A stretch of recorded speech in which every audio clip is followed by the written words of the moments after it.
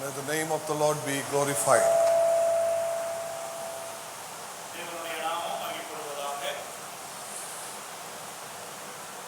As we are together in God's presence, let us pray that the time may be a blessing for all of us.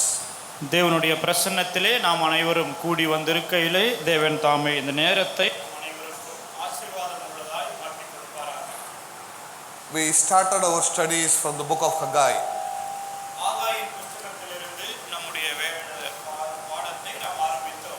And we have been looking at some of the background materials in relation to the book of Haggai.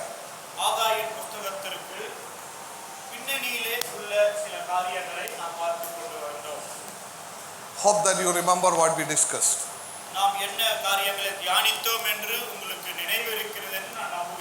Right.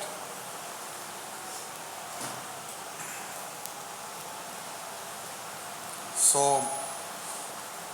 I will be asking some questions, right, in every class. ஒவ்வொரு வகுப்புகளிலும் நான் சில கேள்விகளை கேட்பேன். Right. If you give the right answer, you will have a gift at the end. சரியான பதிலை சொல்வீர்களானால் கடைசியிலே உங்களுக்கு ஒரு பரிசு கிடைக்கும். In every class there will be questions. ஒவ்வொரு வகுப்புகளிலும் கேள்விகள் இருக்கும். So I think brother Ebenezer will make notice the score of the people. எத்தனை பேர் சரியாக பதில் சொல்கிறார்கள் என்று சகோதரன் எபனேசர் அதை குறிப்பெடுத்துக் கொள்வார். So finally, according to the point, you will have a prize. நீங்கள் எத்தனை பதில்களை சரியாக சொல்கிறீர்களோ அதற்கு ஏற்ற வண்ணமாக பரிசு கொடுக்கப்படும். Don't answer me by looking into the books. பைபிளை பார்த்து the notes that you take. நோட்ஸை பார்த்து பதில் சொல்ல வேண்டாம். Right, you should be thorough with what we studied in every class. நாம் படிக்கிற காரியங்களிலே நாம் தெளிவாக இருக்க வேண்டும். Right. If you know the answer, you lift your hand. Who lift your hand first, you can answer. பதில் தெரியும் என்றால் உங்களுடைய கைகளை உயர்த்துங்கள். யார் முதலிலே கையை உயர்த்துகிறீர்களோ அவர்கள் பதில் சொல்லலாம். All right, few questions. சில கேள்விகள். Now the first question is, what is the meaning of the name Haggai? Okay, festive. Okay. ஆகாய் என்ற அந்த பெயருக்கான அர்த்தம் என்ன? அதனுடைய அர்த்தம் பண்டிகை. Okay. The second question. இரண்டாவது கேள்வி.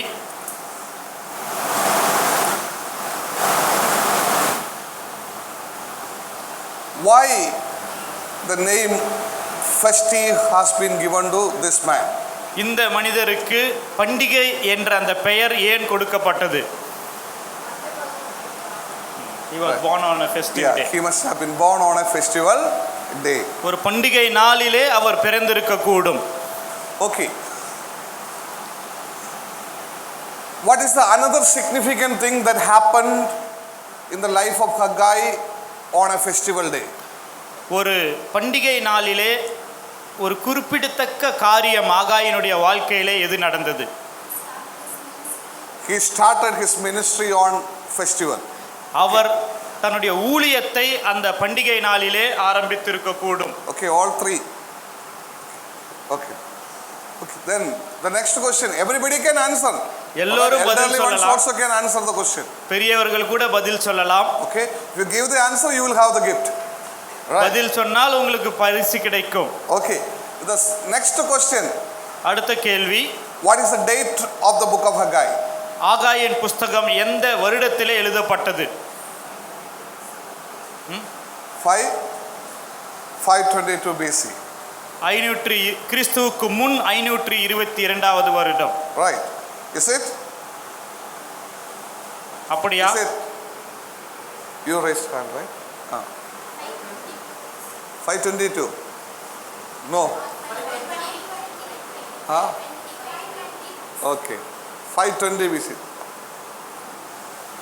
கிறிஸ்துவுக்கு முன் 520வது வருடம். All right, 520 BC. Okay, good.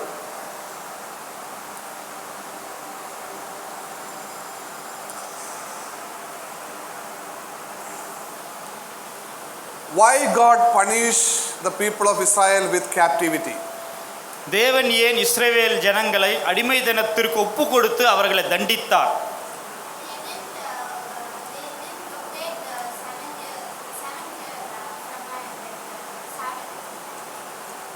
That is another. Okay.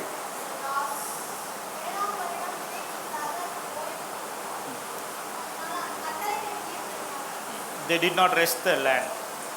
Okay. That is not the main reason, right? Which kattala? Endha kattala? Anybody else? Very. Yatragavam. Yatragavam. Sorry, Ubagavam, right. Ubagavam, right. உபாகமம் 28 30 அதிகாரங்களிலே தேவன் சொன்ன கட்டளைகளை அவர்கள் கைப்பிடிக்காதபடியினாலே. Right. Okay. Okay, you can give her. Okay, Mark. Then the next question is. அடுத்த கேள்வி. You know what is the next question, right? All right. Okay. Why they were taken into captive for 70 years? ஏன் அவர்கள் 70 வருடங்களுக்கு அடிமைத்தனத்திற்கு கொண்டு போகப்பட்டார்கள்?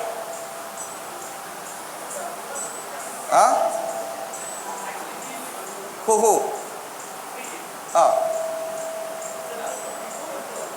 Tell. சொல்லுங்க.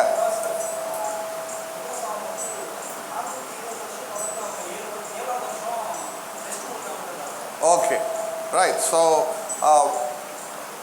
490 years they did not give rest to the land in the 7th year. So when you calculate all those 7 years, it is 70 years. 490 வருடங்கள் அவர்கள் 7வது ஆண்டிலே நிலத்திற்கு ஓய்வு கொடுக்காத காரணத்தினாலே அது சொல்லப்படுகிறது. 490 7வது ஆண்டு என்றால் 70 வருடங்கள் வருகிறது. You should have told, no? You already answered that. Right. Okay, anyhow. Okay, fine. So I hope that you are understanding what you are discussing. நாம் என்ன தியானிக்க போகிறோம் என்று உங்கள் அனைவருக்கும் புரிகிறது என்று நான் நினைக்கிறேன். Okay. So even listen carefully and next week also I will ask the questions. இன்றைக்கும் ஜாக்கிரதையாக கவனித்து கேளுங்கள். அடுத்த வாரத்திலே கேள்விகளை கேட்பேன். Okay. Right. Now let us see a small outline for the book of Haggai. ஆகாயின் புஸ்தகத்தை ஒரு சிறிய முன்னுரைக்காது ஒரு வரைபடத்தை நாம் பார்க்கலாம். Okay. So outline.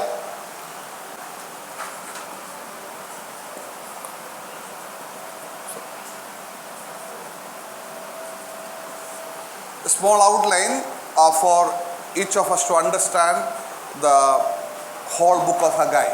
ஆகாயின் புஸ்தகத்தை முழுவதுமாக நாம் புரிந்து கொள்வதற்கான ஒரு வரைபடம்.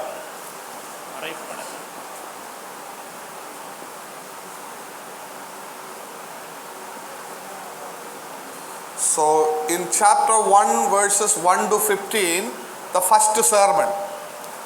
முதல் அதிகாரம் 1 லிருந்து 15 வசனங்களிலே ஹாகாயினுடைய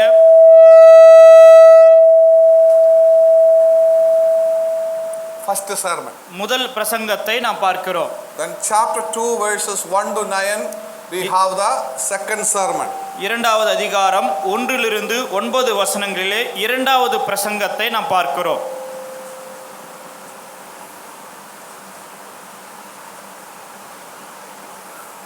Then in chapter 2 verses 10 to 19, we have the third sermon. இரண்டாம் அதிகாரம் 10 லிருந்து 19 வசனங்களிலே மூன்றாவது பிரசங்கத்தை நாம் பார்க்கிறோம். And then in chapter 2 verses 20 to 23, we have the fourth sermon. இரண்டாவது அதிகாரம் 20 லிருந்து 23 வசனங்களிலே நான்காவது பிரசங்கத்தை நாம் பார்க்கிறோம். Okay, only 2 chapters are there. இரண்டு அதிகாரங்கள் தான் இருக்கின்றன. And in these 2 chapters we have 4 sermons. இந்த இரண்டு அதிகாரங்களிலே 4 பிரசங்கங்களை நாம் பார்க்கிறோம். You understand that? Okay, all these 4 sermons are given in these 2 chapters. இந்த இரண்டு அதிகாரங்களிலே இந்த 4 பிரசங்கங்களை நாம் பார்க்கிறோம். Chapter 1 verses 1 to 15, that is the whole chapter.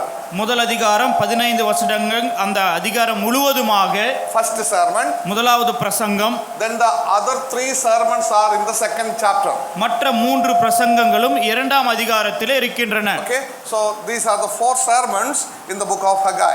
ஆகாயின் புஸ்தகத்திலே நாம் பார்க்கக்கூடிய 4 பிரசங்கங்கள் இவைதான். So the main topic emphasized in this first sermon is conviction. முதலாம் அதிகாரத்திலே 1 to 15 வசனங்களிலே சொல்லப்பட்ட தலைப்பு என்னவென்றால் conviction. ஒப்பு கொடுத்தல். No, making them to be convicted about what they are doing. அவர்களை புரிய வைத்துதல். Okay, so the second in the second sermon the main topic is courage. இரண்டாம் அதிகாரத்தினுடைய 1 to 9 வசனங்களிலே அவர்களுக்கான தைரியத்தை உண்டாக்கக்கூடிய ஒரு பிரசங்கம். And in the third sermon the main focus is on cleanliness. மூன்றாவது பிரசங்கம் இரண்டாம் அதிகாரம் 10 to 19 வசனத்திலே சுத்தமாக இருப்பதை குறித்து அவர் பிரசங்கிக்கிறார். And in the fourth sermon the main topic is consummation, the end of all. இரண்டாம் அதிகாரம் 20 to 23 வசனங்களிலே கடைசி பிரசங்கமாக கடைசி காலத்தை குறித்து அவர் பிரசங்கிக்கிறார். The consummation, the end of all. எல்லாவற்றுக்குமான முடிவு.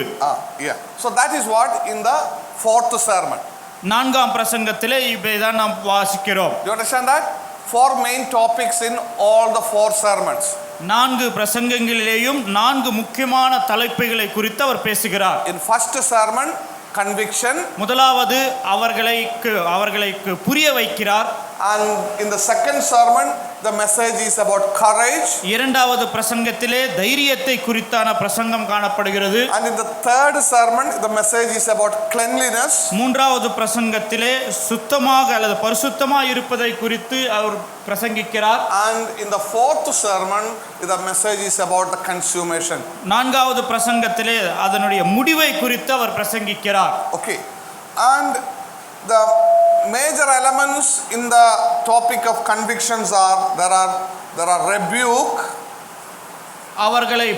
அவர்கள் நிலைமையை அவர்களுக்கு புரிய வைக்கக்கூடிய அந்த பிரசங்கத்திலே அவர்களை கடிந்து கொள்கிறார். There is reminders. அவர்களுக்கு ஞாபகப்படுத்துகிறார். And there is a response.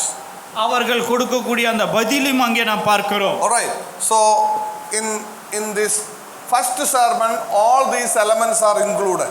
முதல் பிரசங்கத்திலே இந்த எல்லா காரியங்களும் அடங்கி இருக்கின்றன. So there is a rebuke, கடிந்து கொள்ளக்கூடிய ஒரு காலம், and there are reminders in the chapter.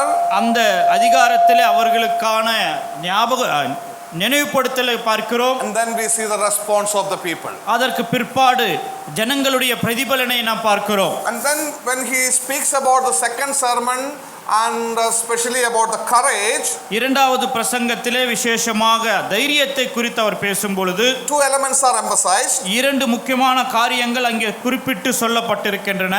God's presence, தேவனுடைய பிரசன்னம், and number 2 God's peace. இரண்டாவது தேவனுடைய சமாதானம். All right, this is just for you to understand the chapter. We will look into the chapters in detail later.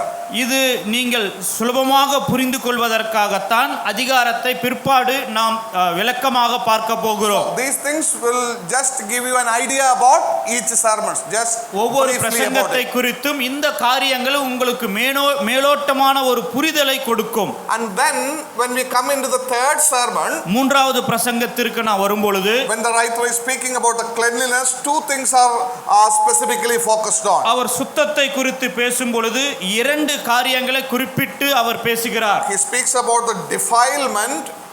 அவர் அசுத்தம், தீட்டுப்பட்ட காரியங்களை குறித்து அவர் பேசுகிறார். And then he also speaks about the need of dependency. நாம் சார்ந்து இருக்க வேண்டிய காரியத்தை குறித்து அவர் பேசுகிறார். All right, so these are the 2 things emphasized in the topic of cleanliness. சுத்தத்தை குறித்து அவர் பேசும் பொழுது அவர்கள் இருக்கக்கூடிய அந்த தீட்டுப்பட்ட ஒரு நிலைமையை குறித்து அவர் பேசுகிறார். அதே வேளையிலே நாம் சார்ந்திருக்க வேண்டிய காரியங்களை குறித்து அவர் பேசுகிறார். Then when it comes into the final sermon, கடைசி பிரசங்கத்திற்கு அவர் வரும்பொழுது it is talking about the consummation of all. எல்லாவற்றுக்குமான முடிவை குறித்து அவர் பேசுகிறார். There are two things are very specifically emphasized. இரண்டு காரியங்கள் அந்த பகுதியில் குறிப்பிட்டு சொல்லப்பட்டிருக்கின்றன. One is about the sovereign king. ஒன்று சர்வ வல்லமையுள்ள ராஜா. Right, sovereign king. சர்வ வல்லமையுள்ள ராஜா. And also another important thing is about the signet king. Signet. முத்திர மோதிரம். முத்திரை மோதிரம். முத்திர மோதிரம் உடைய ராஜா. Right, so these are the two major truths emphasized there. இந்த இரண்டு சத்தியங்கள் அந்த பிரசங்கத்திலே சொல்லப்பட்டிருக்கின்றன. So we study about it later, about the sovereign king and the signet king which is mentioned. சர்வ வல்லமையுள்ள ராஜா அல்லது முத்திரை மோதிரத்தை குறித்து பிற்பாடு நாம் படிக்க போகிறோம். Okay, so anyhow, if you keep these basic things in your mind, you will have a brief understanding about the book of Haggai. ஆகாய் புஸ்தகத்திலே இருக்கக்கூடிய காரியங்களை இந்த அடிப்படையிலே நாம் நினைவில் வைத்துக் கொண்டால் நாம் அதை சரியாக புரிந்து கொள்ளலாம். Clear? So there are 4 sermons in the book. இந்த புத்தகத்திலே 4 பிரசங்கங்கள் இருக்கின்றன. First chapter, first sermon. முதல் அதிகாரம், முதல் பிரசங்கம். Topic is conviction. அது அவர்களை புரிந்து வைக்கக்கூடிய ஒரு நிலைமை.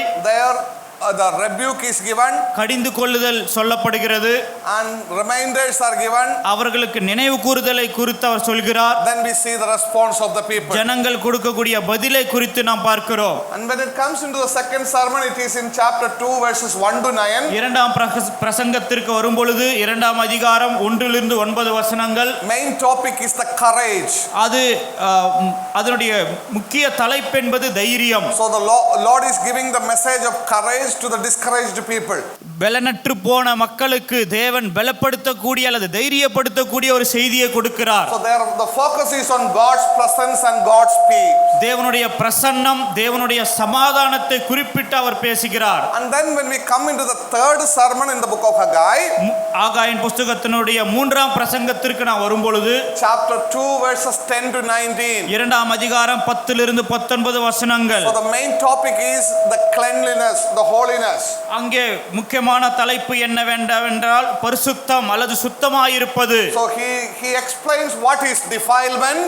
தீட்டுப்பட்டு இருப்பது என்றால் என்ன என்று அங்கே விவரிக்கிறார். And then he explains about the importance of dependency. அதற்கு பிற்பாடு நாம் சார்ந்து இருக்க வேண்டிய முக்கியத்துவத்தை குறித்து எழுதுகிறார். And then finally we come to the fourth sermon. கடைசியாக நான்காம் பிரசங்கத்திற்கு வரும்பொழுது And there we have chapter 2 verses 20 to 23. இரண்டாம் அதிகாரம் 20 லிருந்து 23 வசனங்கள். So mainly the topic is consummation, the end of all. எல்லாவற்றுக்குமான முடிவை குறித்து அங்கே பிரசங்கிக்கிறார். So there the focus is on the sovereign king who is going to rule forever. நித்திய காலமாக ஆளுகை செய்ய போகிற சர்வ வல்லமையுள்ள ராஜாவை குறித்து அவர் அங்கே பேசுகிறார். And he is the signet king, that is what emphasized there. அவர் முத்திரை மோதிரமுள்ள ராஜாவாக இருக்கிறார், அதுதான் அங்கே குறிப்பிட்டு சொல்கிறார். What is the importance of signet? We will see later. அந்த முத்திரைத்தினுடைய முக்கியத்துவம் என்ன என்பதை பிற்பாடு பார்க்க போகிறோம். Okay, so this is a summary of both chapters in Haggai. ஆகாயில் இருக்கக்கூடிய இரண்டு அதிகாரங்களுடைய சுருக்கமான தலைப்புகள் இவைகள் தான். Clear? தெளிவாய் புரிகிறதா?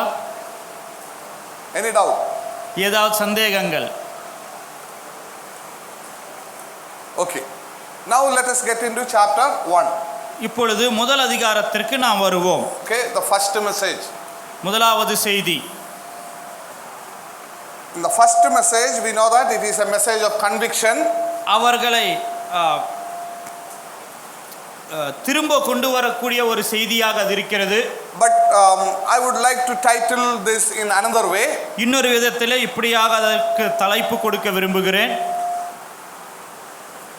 Misplaced priorities can be diagnosed and treated. Misplaced priorities.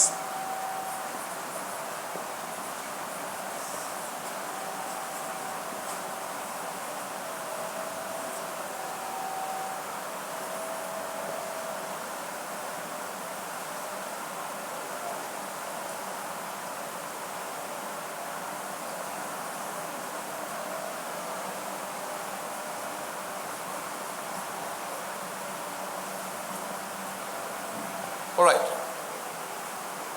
அவர்கள் தவறவிட்ட ப்ரையாரிட்டி, அவர்கள் தவறவிட்ட முக்கியத்துவமான காரியங்களை அவர்கள் கண்டுபிடித்து அதற்கான சிகிச்சை அவர்கள் எடுத்துக்கொள்ள முடியும். All right.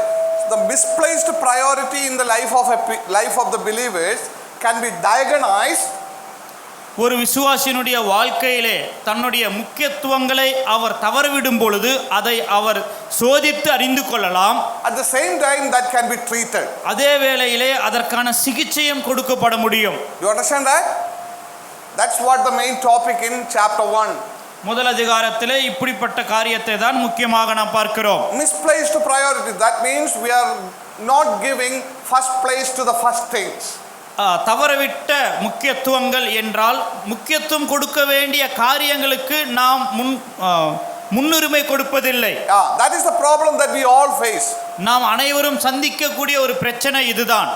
We know what is the things that are to be given priorities. எதற்கு முக்கியத்துவம் கொடுக்க வேண்டும் என்று நமக்கு தெரியும். But many times the problem is we do not give the first place to the first things. அநேக வேளைகளிலே பிரச்சனை என்னவென்றால் அந்த முக்கியத்துவம் கொடுக்க வேண்டிய காரியங்களுக்கு நாம் முன்னுரிமை கொடுப்பதில்லை. And that was the problem of these people. இந்த ஜனங்களுக்கும் அப்படிப்பட்ட ஒரு பிரச்சனை தான் இருந்தது. Now we hear the Lord comes with a message. இங்கே கர்த்தர் ஒரு செய்தியோடு கூட வருகிறார். And the message is, அந்த செய்தி என்னவென்றால், if you are living with misplaced priorities in your life, நீங்கள் தவறவிட்ட முக்கியத்துவங்களை விட்டுவிட்டு வாழ்வீர்களானால், then it can be diagnosed, at the same time it can be treated. பரிசோதித்து அவைகள் கண்டுபிடிக்கப்பட்டு அதே வேளையிலே அவற்றுக்கான சிகிச்சை கொடுக்கப்பட முடியும். So we need to put first things first in our lives. நம்முடைய வாழ்க்கையிலே எந்த காரியங்களை முதலாவது நாம் இடம் கொடுக்க வேண்டுமோ அவற்றை முதலிலே வைத்துக் கொள்ள வேண்டும். That is very very important thing in the life of each one of us. நம் ஒவ்வொருடைய வாழ்க்கையிலும் இது மிக முக்கியமான ஒரு காரியமாக இருக்கிறது. Now we know that when we live in this world, every day we do so many things in our life. இந்த உலகத்திலே நாம் வாழும் பொழுது நம்முடைய வாழ்க்கையிலே ஒவ்வொரு நாளும் நிறைய காரியங்களை செய்கிறோம். All right, we go for our work, நம்முடைய வேலைக்கு செல்கிறோம், we go to the schools, பள்ளிக்கூடத்திற்கு செல்கிறோம், we go to the colleges, கல்லூரிக்கு செல்கிறோம், we go for shoppings, நாம் ஷாப்பிங் செல்கிறோம், and we go to the church, சபைக்கு செல்கிறோம், we go for picnic, நாம் சுற்றுலா செல்கிறோம், we will have leisure times, நமக்கு ஓய்வு நேரம் இருக்கிறது. isn't it? We spend time from morning till we go to the bed. காலையில எழுந்தது முதற்கொண்டு படுக்கைக்கு செல்லும் வரைக்கும் நாம் இப்படிப்பட்ட காரியங்களில் ஈடுபடுகிறோம். Okay, now once we come into the bed to sleep and look back, what did you do on the daytime? நாம் படுக்கையில வந்து படுத்துக்கொண்டு இன்று நாள் முழுவதும் நாம் என்ன செய்தோம் என்று திரும்பி பார்க்கும் பொழுது, and if you evaluate on each and everything that you did in your life, நம்முடைய வாழ்க்கையிலே நாம் செய்த ஒவ்வொரு காரியத்தையும் நாம் பரீட்சித்து பார்க்கும் பொழுது, the question that you need to ask to yourself is, உங்களை நீங்களே பார்த்து கேட்க வேண்டிய கேள்வி என்னவென்றால், how many things that you did in a manner it will have its share in eternity. நித்தியத்திலே அதற்கான பங்கு இருக்கக்கூடிய காரியங்களை, எத்தனை காரியங்களை நாம் இந்த நாள் முழுவதும் செய்திருக்கிறோம்.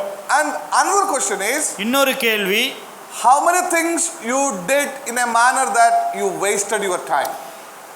நேரத்தை வீணாக்க கூடிய காரியங்களை, எத்தனை காரியங்களை நாம் செய்திருக்கிறோம். Or in other words, you think about yourself, did you live wisely or foolishly? நாம் ஞானவான்களைப் போல வாழ்ந்தோமா அல்லது புத்தியீனமானவர்களைப் போல வாழ்ந்தோமா? That's the question you need to ask to yourselves when you come at the bed for rest. படுக்கைக்கு ஓய்வுக்காக வரும் பொழுது இந்த கேள்விகளை நாம் கேட்டுக்கொள்ள வேண்டும். So every day we have the same routine going on. ஒவ்வொரு நாளும் இதே காரியங்களை தொடர்ந்து செய்கிறோம். 24 hours are given to us. 24 மணி நேரம் நமக்கு கொடுக்கப்பட்டிருக்கின்றன. And majority of the time you sleep. அதிகமான நேரம் தூங்குகிறோம். But the remaining time, what do you really do? மீதி இருக்கக்கூடிய நேரத்திலே உண்மையாகவே நாம் என்ன செய்கிறோம்? What was your priority? நம்முடைய முக்கியத்துவம் எது? How many of the things you have done in a manner that really reward you in the eternity. நித்தியத்திலே நமக்கு வெகுமதி கொடுக்கக்கூடிய காரியங்கள் என்னென்ன காரியங்களை நாம் செய்திருக்கிறோம்? What was your priority actually? உன்னுடைய முக்கியத்துவம் எந்த காரியத்திற்கு கொடுத்தீர்கள்? Have you given priority to the things that will really help you in eternity in the presence of the Lord? தேவனுடைய பிரசன்னத்திலே நித்தியத்திலே நமக்கு வெகுமதிகளை கொடுக்கக்கூடிய காரியங்களை செய்திருக்கிறோமா? Or you have just wasted your time simply focusing on the earthly things in this world? உலக சம்பந்தமான காரியங்களை நோக்கி நாம் நேரத்தை வீணாக்கி இருக்கிறோமா? Put first things first in your life. முதலாவது காரியங்களை நாம் முதலிலே நம்முடைய வாழ்க்கையில வைத்துக் கொள்ள வேண்டும். That is the message of this first sermon here. இந்த முதல் பிரசங்கத்திலே நாம் பார்க்கக்கூடிய செய்தி அதுதான். We all know that God should be first in our life, isn't it? நாம் அனைவருக்கும் தேவன் தான் முதலாவது இருக்க வேண்டும் என்று நமக்கு தெரியும், isn't it? இல்லையா? This people also knows that. இந்த ஜனங்களுக்கும் அது தெரியும். And they also told and they also were very much aware about the fact that God must be first in the life. அவர்களுடைய வாழ்க்கையிலேயும் தேவன் முதலாவதாக இருக்க வேண்டும் என்கிற அந்த சத்தியம் அவர்களுக்கும் தெரியும். They believed it. அதை விசுவாசித்தார்கள். We also believe it, right? நாமும் அதை தான் விசுவாசித்தோம், இல்லையா? They spoke about it. அவர்கள் அதை குறித்து பேசினார்கள். We also speak about it, right? நாமும் அதே போல பேசுகிறோம், இல்லையா? Isn't it? God must be first. தேவன் தான் முதலாவது இருக்க வேண்டும். But what is the problem? ஆனால் பிரச்சனை என்ன? The people of Israel, they drifted into a way of life where the ideas just left in their intellectual area. The idea of God just left on the intellectual level. தேவனை குறித்த அந்த காரியம் அவர்களுடைய மானசீக சிந்தனையிலிருந்து அவர்கள் விலகி போனார்கள். So it was just intellectual belief. அவர்கள் மானசீகமாக அல்லது மனதிலே மாத்திரம் விசுவாசித்தார்கள். But it was not practiced in their daily affairs. ஆனால் தங்களுடைய அனுதின வாழ்க்கையில் அந்த காரியத்தை அவர்கள் கடைபிடிக்கவில்லை. God should be first. That was just to remind in the head. தேவன் முதலாவது இருக்க வேண்டும் என்கிற காரியம் அவர்களுடைய நினைவிலே அவர்களுடைய மனதிலே நினைவுக்கு மாத்திரம் வந்தது. மூளையிலே, right? மூளையிலே. Yeah. So it was only there in the intellectual level. அவர்களுடைய சிந்தனையிலே அல்லது மூளையிலே மாத்திரம் அந்த காரியம் இருந்தது. But it did not come into the heart level. ஆனால் அவர்களுடைய இருதயத்திற்குள்ளாக அது வரவில்லை. That truth was not reflected in a way they were living their life in this world. இந்த உலகத்திலே அவர்கள் வாழக்கூடிய அந்த வாழ்க்கையின் அடிப்படையிலே பார்க்கும் பொழுது அந்த சத்தியம் அங்கே வெளிப்படவில்லை. With their mouth they said, God should be first. அவர்களுடைய வாயினாலே தேவன் முதலாவது இருக்க வேண்டும் என்று சொன்னார்கள். But when they were living their life, they lived with other priorities. அவர்களுடைய வாழ்க்கையிலோ மற்ற காரியங்களுக்கு முன்னுரிமை கொடுத்து வாழ்ந்தார்கள். So that is the time in which God is sending the prophet Haggai to convict them about the problem that they are facing. அந்த நேரத்திலே தான் தீர்க்கதரிசியாகிய ஆகாயை அனுப்பி தேவன் அவர்கள் இருக்கக்கூடிய நிலைமையை அவர்களுக்கு உணர்த்தும்படியாக பிரசங்கிக்கிறார். So the same message comes to us this evening. இந்த மாலையில் அதே செய்தி நமக்கும் வருகிறது. Yes, we all know that God must be first in our life. நம்முடைய வாழ்க்கையிலே தேவன் தான் முதலாவதாக இருக்க வேண்டும் என்று நம் அனைவருக்கும் தெரியும். And we speak about it and we only give lip service to the supremacy of God. தேவனுடைய உன்னதத்திற்கு நம்முடைய உதட்டினாலே வரக்கூடிய அந்த காரியத்தை தான் நாம் செலுத்துகிறோம். We speak with your mouth so much about the supremacy of God. தேவனுடைய உன்னதத்தை குறித்து நம்முடைய வாயினாலே எவ்வளவோ பேசுகிறோம். But do you really live in a manner God is sovereign in your life? உன்னுடைய வாழ்க்கையிலே தேவன் சர்வ வல்லமையுள்ளவராய் இருக்கிறார் என்கிற அந்த உணர்வோடு நீ வாழ்கிறாயா? Are you really living with an understanding that God should be first in my life in everything that I am doing in this world? இந்த உலகத்திலே நான் செய்யக்கூடிய எந்த காரியமாக இருந்தாலும் தேவன் தான் முதலாவது இருக்க வேண்டும் என்கிற அந்த புரிதலோடு கூட நீ வாழ்கிறாயா? Is that your life from morning till the night reflecting the fact that yes, God is first in your life? காலையிலிருந்து இரவு வரைக்கும் நீ வாழக்கூடிய வாழ்க்கையிலே தேவன் தான் உன்னுடைய வாழ்க்கையிலே முதன்மையானவராக இருக்கிறார் என்கிற அந்த காரியத்தை நீ பிரதிபலிக்கக்கூடிய விதத்திலே வாழ்கிறாயா? Think about yourself. உங்களை நீங்களே சிந்தித்து பாருங்கள். That's a very important thing. அது ரொம்ப முக்கியமான ஒரு காரியம். It's not simply said, God is first, God is first. சாதாரணமாக தேவன் முதன்மையானவர், முதலாவதானவர் என்று சொல்வதல்ல. But when you go out, வெளியே செல்லும் பொழுது, when you do the shopping, shopping செல்லும் பொழுது who is first? யார் முதலாவது? God is first or you are first? தேவன் முதலாவதா அல்லது நீ முதலாவதா? When you select your shirt, pants and your dresses, சட்டை, பேண்ட், துணிகளை தேர்ந்தெடுக்கும் பொழுது who is first? யார் முதலாவது? When you buy things for your house, who is first? உன்னுடைய வீட்டுக்காக பொருட்களை வாங்கும் பொழுது யார் முதலாவதாக இருக்கிறார்கள்? We know that God should be first, isn't it? தேவன் தான் முதன்மையானவராக இருக்க வேண்டும் என்று நமக்கு தெரியும். But who is first? ஆனால் யார் முதலாவதாக இருக்கிறார்கள்? In the real life, who is having the priority? உன்னுடைய வாழ்க்கையிலே யாருக்கு நீ முன்னுரிமை கொடுக்கிறாய்? That's the question. அதுதான் கேள்வி. Your interest, you are the number one when you do things, isn't it? உங்களுடைய காரியங்களை செய்யும் பொழுது நீங்கள் தான் முதன்மையானவர்கள் இல்லையா? God doesn't have any place. தேவனுக்கு இடமே இல்லை. In the night when you go to the sleep, you call God, that's all. And in the morning, இரவிலே தூங்க செல்லும் பொழுது அப்பொழுது தேவனை அழைப்பீர்கள். but in all other things, ஆனால் மற்ற எல்லா காரியத்திலேயும் who is first? யார் முதன்மையானவர்? When you go to the school, பள்ளிக்கூடத்திற்கு செல்லும் பொழுது who is first? யார் முதல்ல?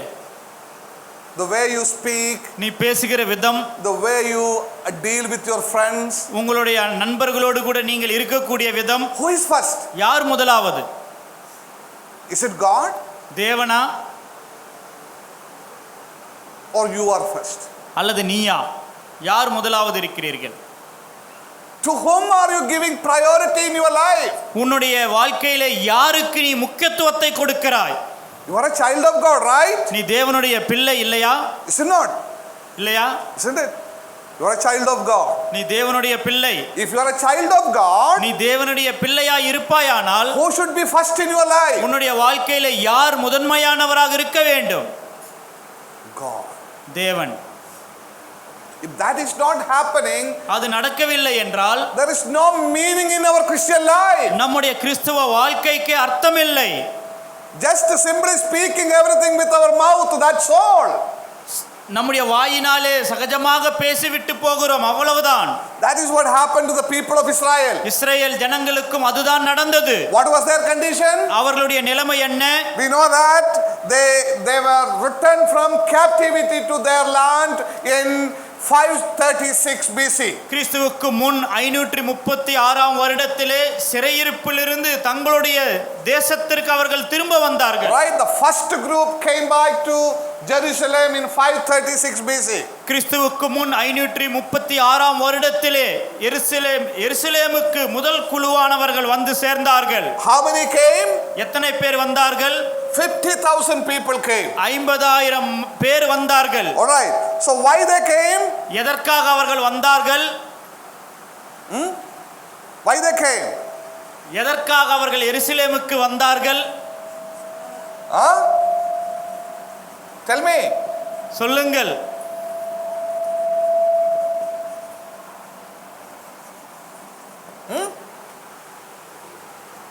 To rebuild the temple.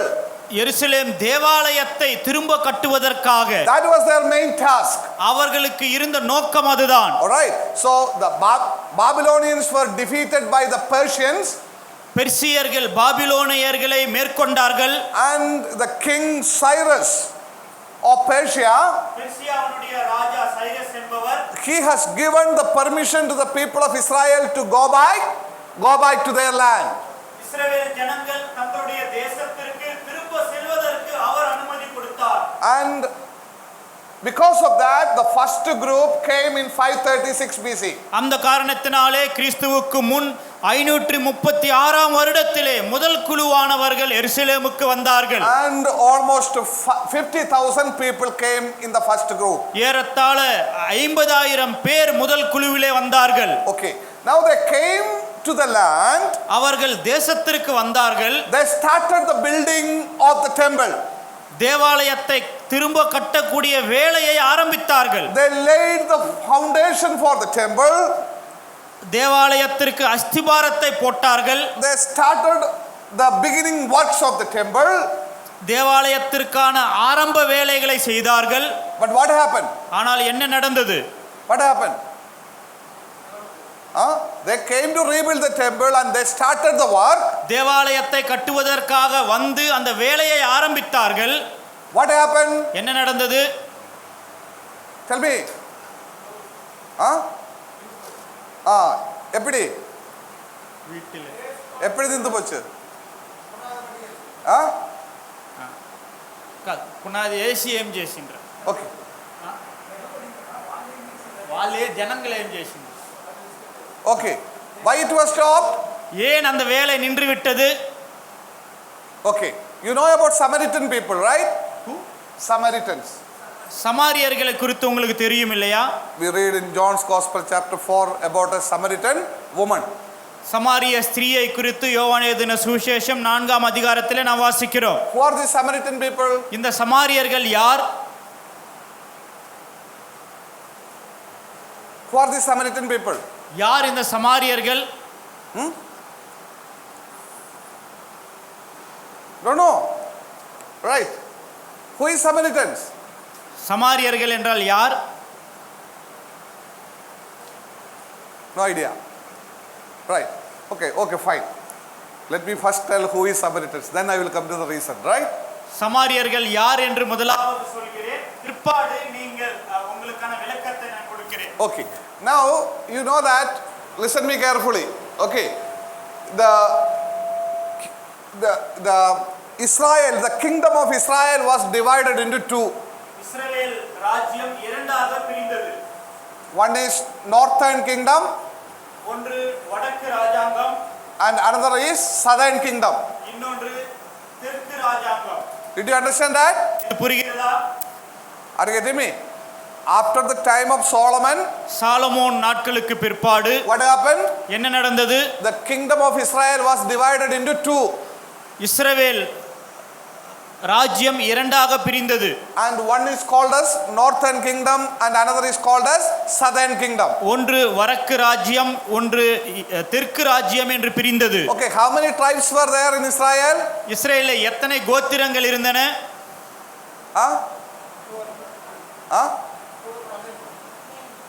12. Okay. 12 tribes were there. 12 கோத்திரங்கள் இருந்தன. Okay. Northern kingdom was consisted of 10 tribes. வடக்கு ராஜ்யம் 10 கோத்திரங்களால் இருந்தது. And then southern kingdom was consisted of 2 tribes. தெற்கு ராஜ்யம் 2 கோத்திரங்கள் உடையதாக இருந்தது. Okay. This is how the kingdom was divided. இப்படித்தான் இஸ்ரவேல் ராஜ்யம் பிரிந்தது. And then what happened? அதற்கு பிற்பாடு என்ன நடந்தது?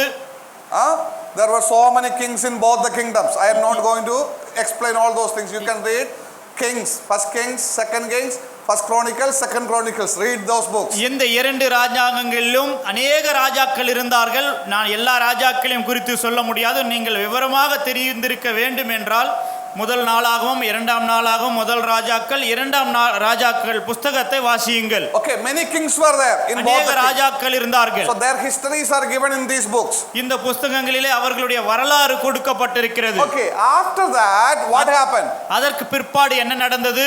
God was punishing both the kingdoms for their disobedience. தேவன் இந்த 2 குழுக்களுடைய கீழ்ப்படியாமையின் காரணத்தினால் அவர்களை தண்டித்துக் கொண்டிருந்தார். So this northern kingdom was taken as captive by Assyrians.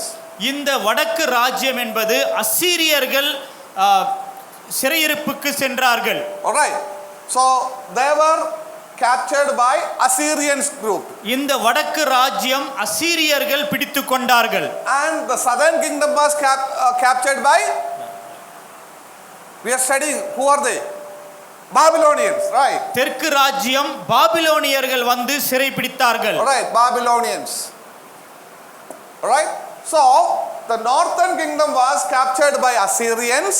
வடக்கு ராஜ்யம் அசீரியர்கள் சிறை பிடித்துக் கொண்டார்கள். And southern kingdom was captured by Babylonians. தெற்கு ராஜ்யம் பாபிலோனியர்கள் சிறை பிடித்துக் கொண்டார்கள். Understanding? எல்லோருக்கும் புரிகிறதா? Understanding or not understanding? இல்ல புரியலையா? புரியலனா சொல்லுங்க. Anybody not understanding? யாருக்காவது புரியலையா? These are some basic things all must know.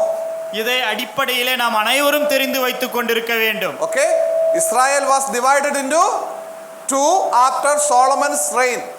சாலமோனுடைய ஆளுகைக்கு பிற்பாடு இஸ்ரவேல் ராஜ்யம் இரண்டாக பிரிந்தது. And the first one is northern kingdom and the second one is southern kingdom. முதலாவது வடக்கு ராஜ்யம், இரண்டாவதாக தெற்கு ராஜ்யங்களை நாம் பார்க்கிறோம். And the northern kingdom, both the kingdoms were punished by God for their disobedience. இரண்டு ராஜ்யங்களும் அவர்களுடைய கீழ்ப்படியாமையின் காரணத்தினாலே தேவன் தண்டித்தார். Is it clear? And the northern kingdom was taken as captives by the Assyrians. வடக்கு ராஜ்யம் அசீரியர்கள் சிறைப்பிடித்துக் கொண்டார்கள். And the southern kingdom was taken captive by Babylonians. தெற்கு ராஜ்யத்தை பாபிலோனியர்கள் சிறைப்பிடித்துக் கொண்டு போனார்கள். Is it clear? Understand? Okay, so now what happened after the captivity? What happened? சிறையிருப்புக்கு பிற்பாடு என்ன நடந்தது? Now we saw that from Babylon they are coming back. That's what we are studying, right? பாபிலோனிலிருந்து அவர்கள் திரும்ப வந்தார்கள். அதை தான் நாம் படிக்கிறோம். Isn't it? இல்லையா? The first group came back. That's what I am telling here. முதல் குழுவானவர்கள் திரும்ப வந்தார்கள். But what about the people who went into Assyria? அசீரியாவுக்கு சிறையிருப்புக்கு போனவர்கள் என்னானார்கள்? What happened? என்ன நடந்தது அவர்களுக்கு? What happened to them? That is the problem. Those people, they were having mixed marriages and they had another race. They were having mixed marriages and the children, and then out of that mixed community a specific group came into existence. That is what Samaritans. அசீரியர்கள் சிறைப்பிடித்து கொண்டு போனவர்கள் அங்கே இருந்த மக்களோடு கூட கலப்பு திருமணத்தை செய்து கொண்டார்கள். அதிலிருந்து ஒரு ஜாதி உருவானது. அவர்கள்தான் சமாரியர்கள். Did you understand that? இதுவரைக்கும் புரிகிறதா? Understand? Right?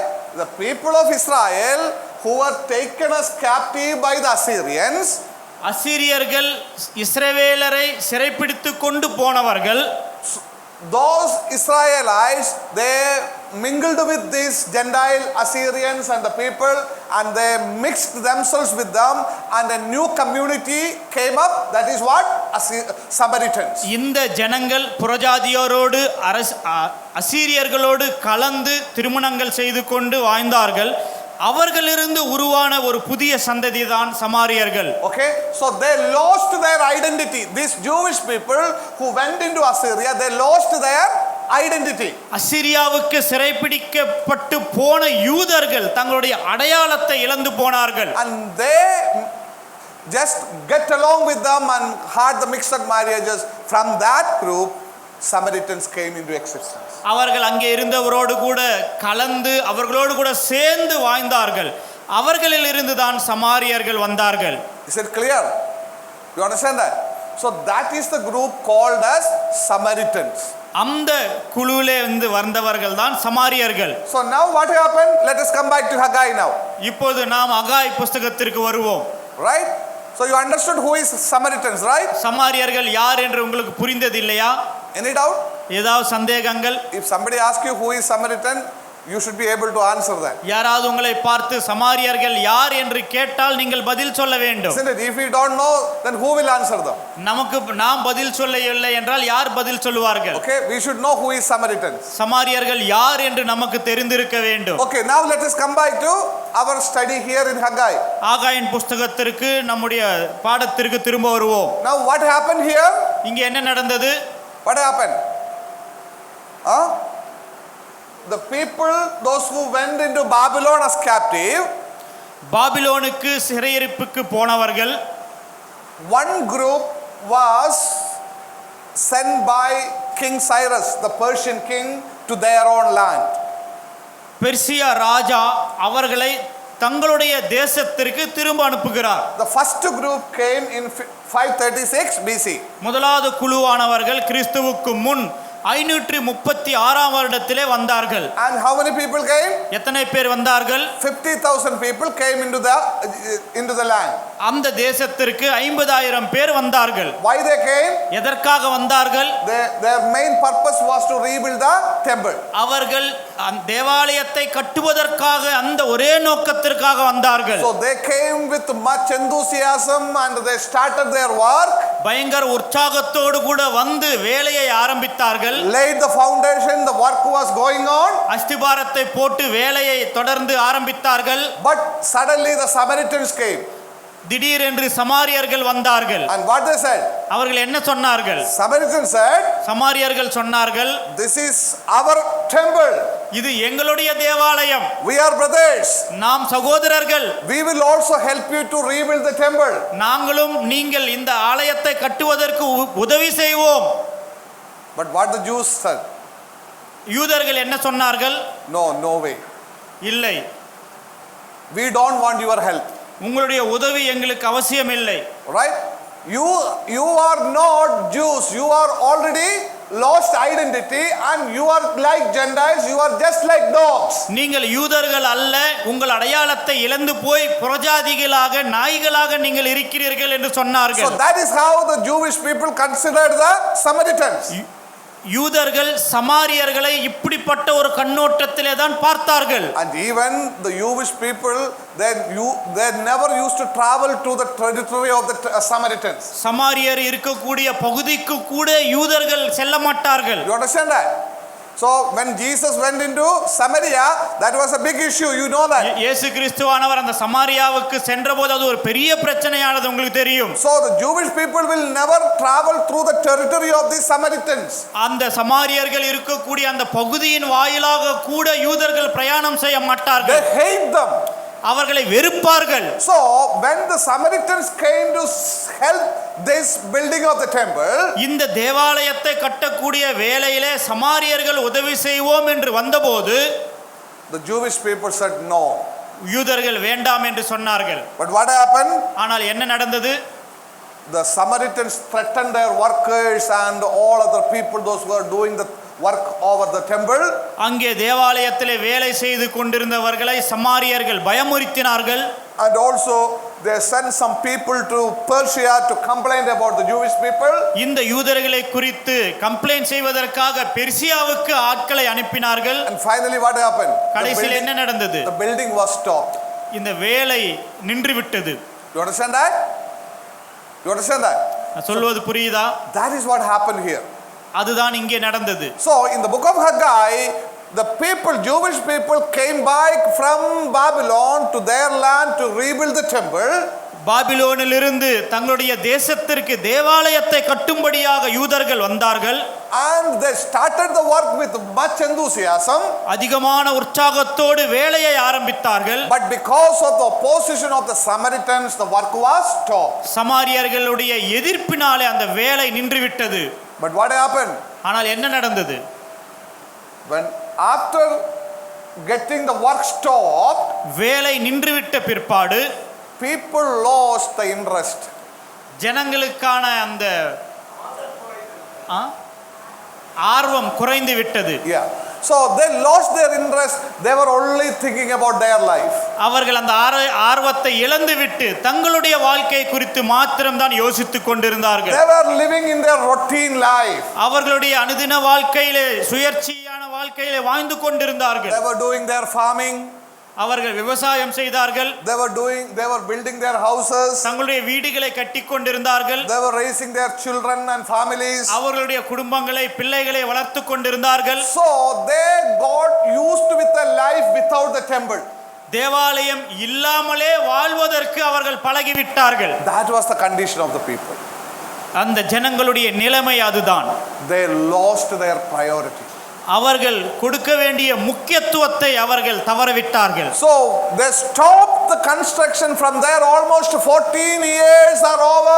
They were just living for their lives. அந்த கட்டுமான பணியை நிறுத்தி 14 வருடங்கள் ஆகிவிட்டாலும் அவர்களுடைய சொந்த வாழ்க்கை தான் வாழ்ந்து கொண்டிருந்தார்கள். Nobody was bothered about the temple and the purpose for which they came to dance. யாருக்கும் தேவாலயத்தை குறித்தும் அல்லது அவர்கள் திரும்ப வந்த நோக்கத்தை குறித்தும் ஞாபகம் இல்லாமல் போனது. That was a sad situation. அது ஒரு பரிதாபமான ஒரு சூழ்நிலை. That is the time in which this message comes to this people. அந்த நேரத்திலே தான் அந்த ஜனங்களுக்கு இந்த செய்தி வருகிறது. They lost their priority. அவர்களுடைய முக்கியத்துவத்தை இழந்து போனார்கள். They are not giving importance to God. தேவனுக்கு அவர்கள் முதன்மையான இடத்தை கொடுக்கவில்லை. They were not giving importance to the house of God. தேவனுடைய ஆலயத்திற்கு அவர்கள் முக்கியத்துவம் கொடுக்கவில்லை. They got used into a life to live without temple. தேவாலயம் இல்லாமல் வாழக்கூடிய ஒரு வாழ்க்கைக்கு அவர்கள் பழகிவிட்டார்கள். That's what happened during the time of corona also, isn't it? Corona காலத்துல கூட அதுதான் நடந்தது இல்லையா? Isn't it? Even after the corona is over, people are not ready to come to the church. Corona முடிந்த பிற்பாடு கூட தேவாலயத்திற்கு வருவதற்கு ஜனங்கள் ஆயத்தமாக இல்லை. Even today also some elderly ones, they don't come to the church and they want online meeting. இன்றைக்கு கூட சில வயதானவர்கள் தேவாலயத்துக்கு வருவதில்லை, வீட்டில் இருந்து கொண்டு ஆன்லைன் மீட்டிங் நடத்துங்கள் என்று சொல்கிறார்கள். So they got used with a lifestyle without the church of God. தேவனுடைய சபை இல்லாத ஒரு சூழ்நிலைக்கு அவர்கள் பழகிவிட்டார்கள். And in many places youngsters, they don't come to the church. They are just they just put on some YouTube and watch some messages and do the things and they are satisfied. இன்றைய நாட்களிலே अनेक வாலிபர்கள் கூட சபைக்கு வருவதில்லை. யூடியூபிலே செய்திகளை கேட்டு அதோடு கூட திருப்தி அடைகிறார்கள். That's what happening. அதுதான் நடக்கிறது. So during the corona time there was no church. Now why we need the church? Corona காலத்திலே சபை இல்லை. அப்படி இருக்கும்போது இப்போது நமக்கு எதற்கு சபை? So lost the priority just like the people of Israel. இஸ்ரவேல் ஜனங்களை போல அந்த முக்கியத்துவத்தை அவர்கள் இழந்து விட்டார்கள். So how is your life this evening? இன்று மாலை வேளையிலே உன்னுடைய வாழ்க்கை எப்படியா இருக்கிறது? What is your thought this evening? உன்னுடைய சிந்தனை எப்படியா இருக்கிறது? What is the priority of your life this evening? உன்னுடைய வாழ்க்கையிலே முக்கியத்துவத்தை எந்த காரியத்திற்கு நீ கொடுக்கிறாய்? Are you giving first place to the Lord in your life? உன்னுடைய வாழ்க்கையிலே தேவனுக்கு முக்கியத்துவம் முதன்மையான ஸ்தானத்தை நீ கொடுக்கிறாயா?